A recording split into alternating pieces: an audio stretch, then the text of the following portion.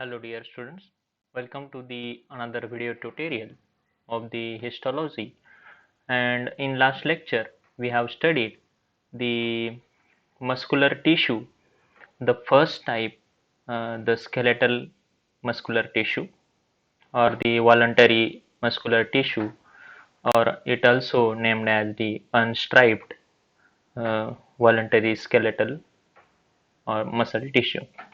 So in this picture, you are seeing that these skeletal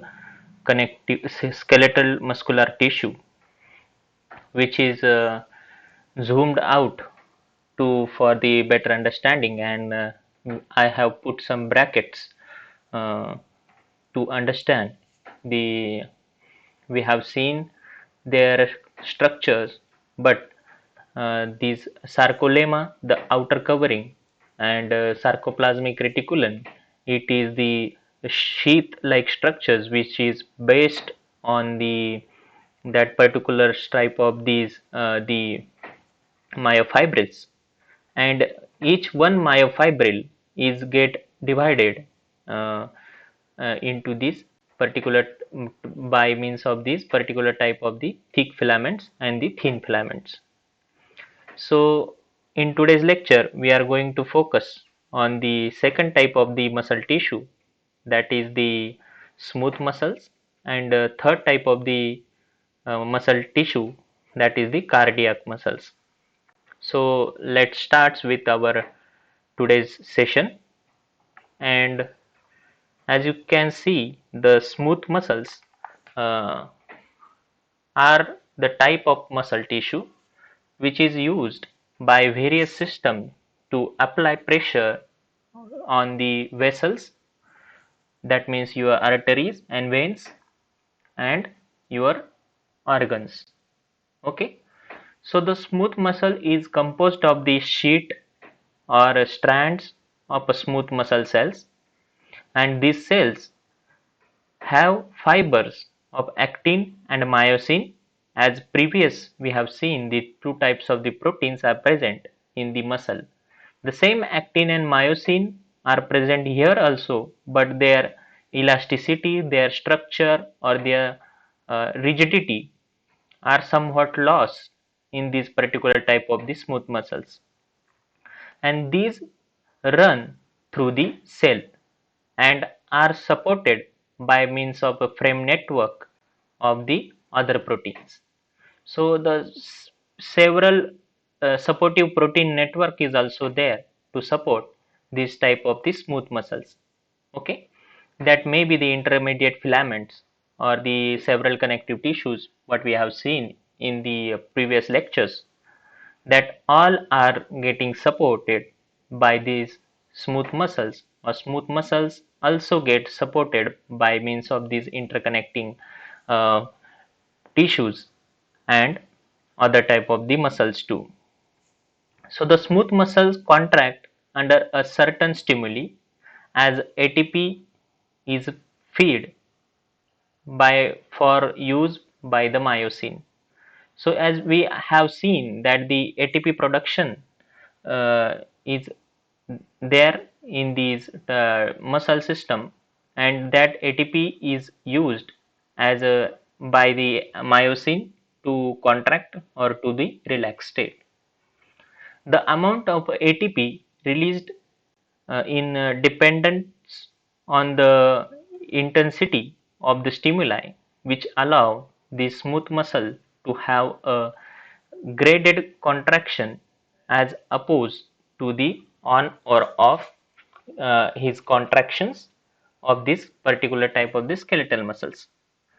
So the smooth muscles are very different, and they are providing the peristalsis movements by contracting and relaxation of that particular type of the smooth muscles, as we have seen.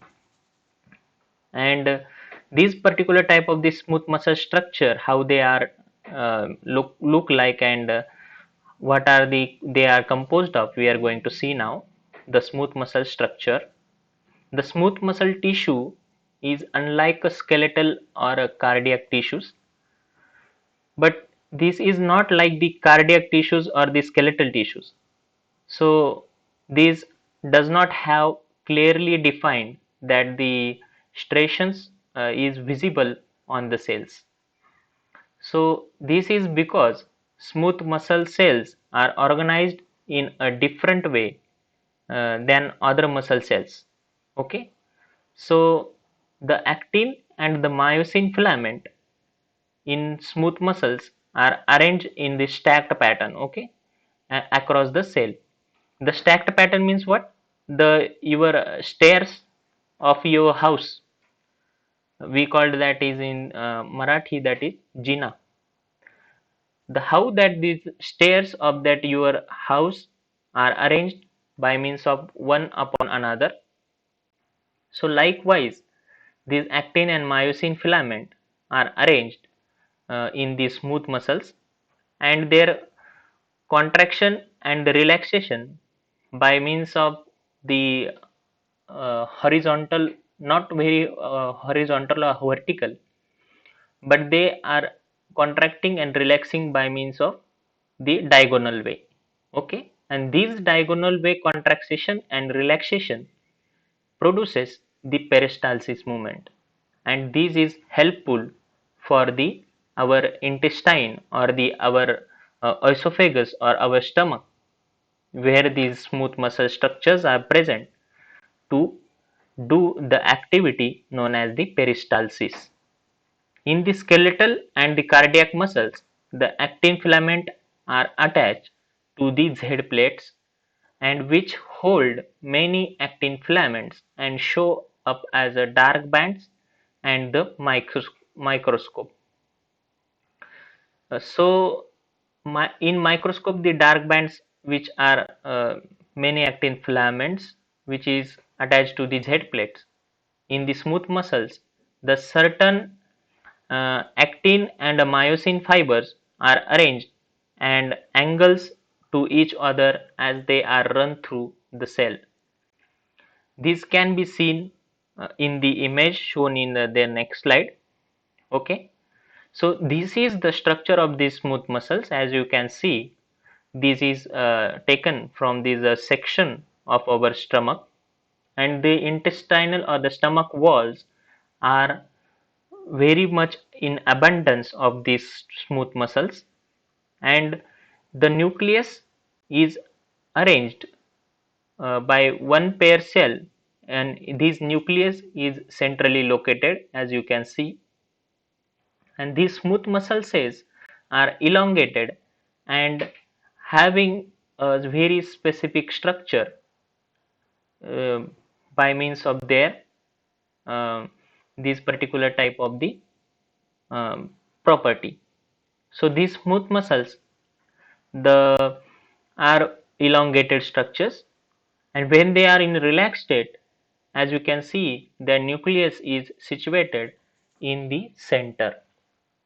So the arrangement of these actin and myosin filaments are you are going to see in the next picture, which is actin myosin filaments as highlighted in the red color, that are the actin filaments, and the that dark blue color are the myosin filaments, and these are named as the dense bodies.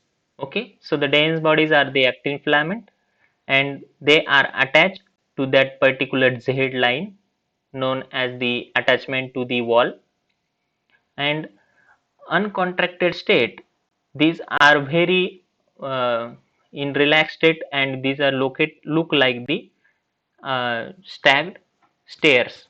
Okay, so these stairs uh, look like the stacked stairs. When that particular Z line is going to tilt somewhat, then these particular smooth muscles are contract diagonally, and this diagonal contraction leads to the movement of these smooth muscles, and they produce a particular type of the movements known as the peristalsis.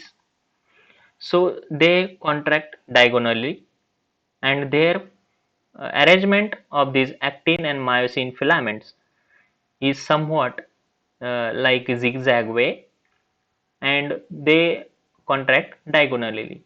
These are the main property of these smooth muscles, and they produce the peristalsis movement. So the function of these smooth muscles, as I said, they providing the contraction relaxation and the particular movement known as the peristalsis. But some other highlighted functions of the smooth muscle we are going to see. So as they are going to contract and relax diagonally, they like the all muscles tissue rather than the smooth muscles or the cardiac muscles.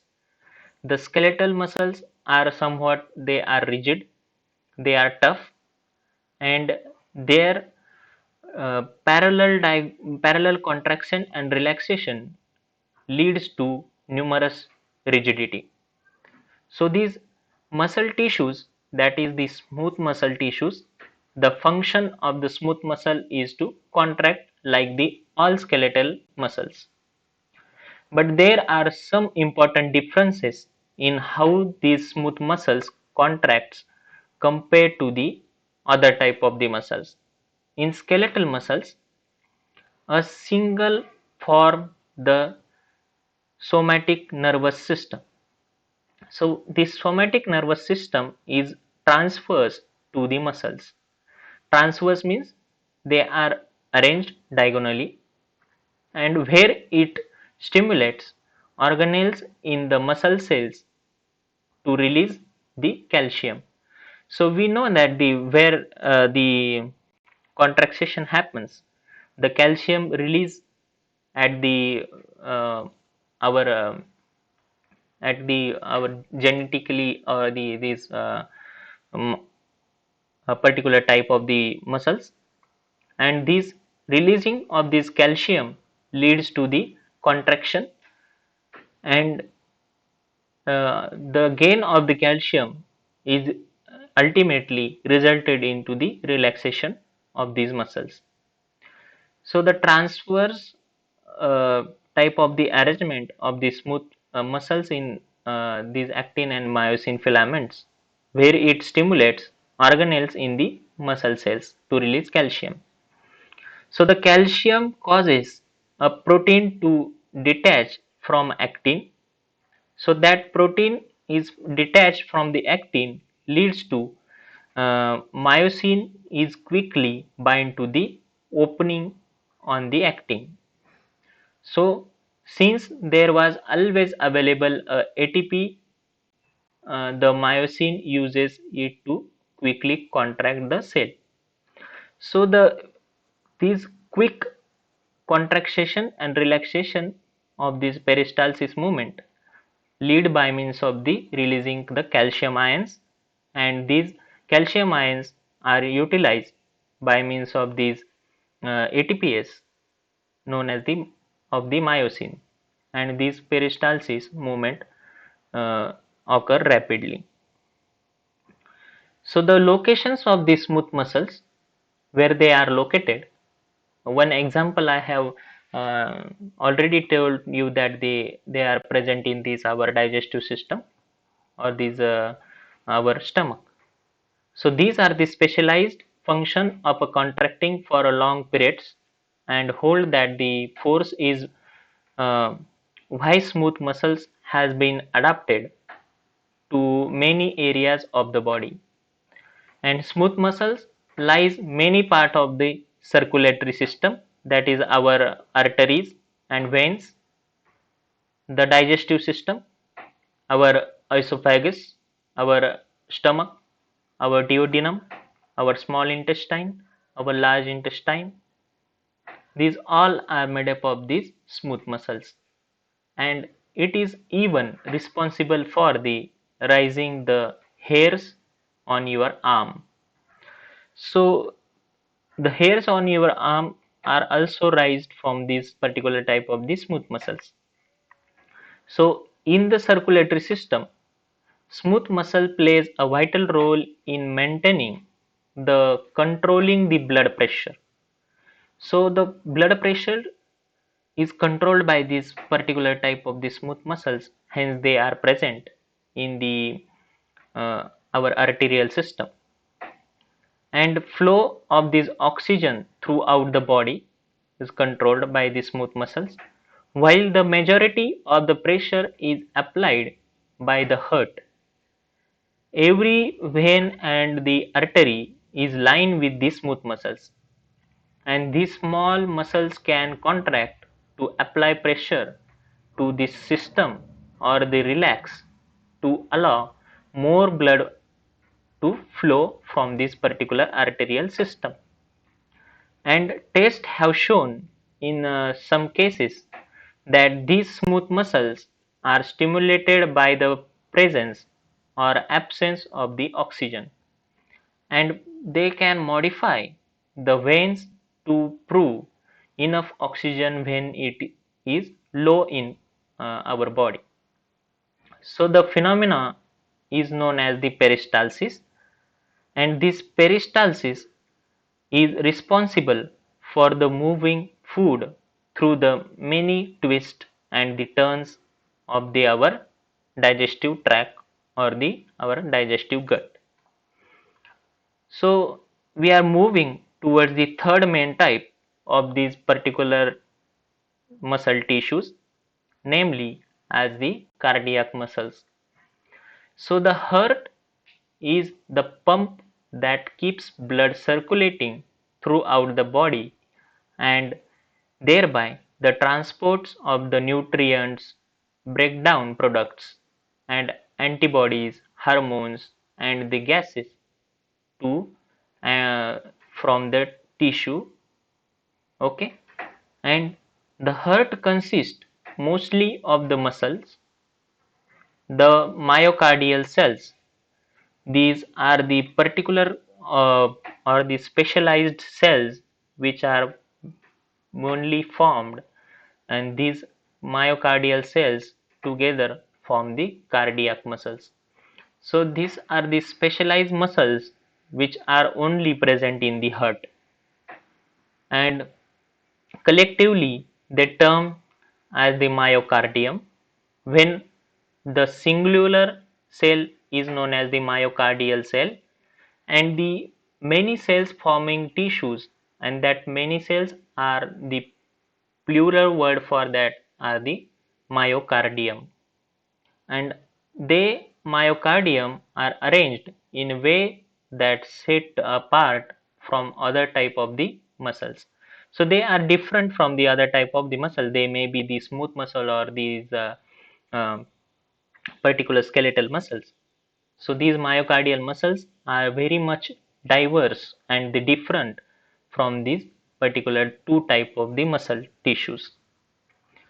So the outstanding characteristics of this particular pumping action of the heart are its constantly uh, the contractility, which is the basis of this pumping action, and the rhythmicity of the contraction, which ultimately leads to the pumping of the blood, and this blood is circulating all over body by means of our arterials and the vein system. So the heart muscle differs from the counterpart, that is the skeletal muscles, in that it exhibits the rhythmic contractions. The contractions in the skeletal muscles are for some period of the time, but these heart muscles are contracting numerous way 24 by 7 for our pumping process of the blood, and the amount of the blood pumped by this heart per minute is known as the cardiac output, or also known as the cardiac cycle. And this cardiac cycle or the pumping varies to meet the metabolic needs. Okay, so to fulfill the metabolic needs of the peripheral tissues. Okay, and that peripheral tissues may be the muscle tissues, the kidney, brain. So brain having the particular type of the cells known as the our brain cells, and skin, liver, heart, and the gastrointestinal tract. So these are the all peripheral tissues which are get oxygenated by means of blood which is pumped by these cardiac muscles, okay, or the heart. So the all over the heart is composed of these cardiac muscles. So as you can see in this picture that these all um, particular mammalian heart, the cross section is taken, and the four chambered mammalian heart, as you can see, but in these cross section you will see only these the cross section. You can see the four chambers, that is the left atrium, the left ventricle, right ventricle, and the right atrium. So these are the four uh, our chamber of the heart, and they when that contraction and relaxation of these cardiac muscles allows the deoxygenated blood in through the uh, our non-oxygenated blood is in, and this is pumped through these pulmonary artery to the lungs, and after the oxygenation by means of these lung tissues that again collected in these left atrium, and it is um, get pumped by means of this um, aorta to the various type of the cells where this oxygenated blood is required by means of the arteries. So as you can see, the cross section is taken from this heart tissue, and one particular heart tissue is zoomed out, and the process uh, taken for the better understanding of these particular cardiac muscles. So these myocytes are seen in this particular picture, that the intercalated discs are seen. So these intercalated discs are nothing but the gap junctions in between the two cardiac tissues, and these cardiac cells is separated by means of these intercalated discs. So there are some gap in between these two cells to maintain their limit, okay. So in this next the structure and the organization of these cardiac muscles.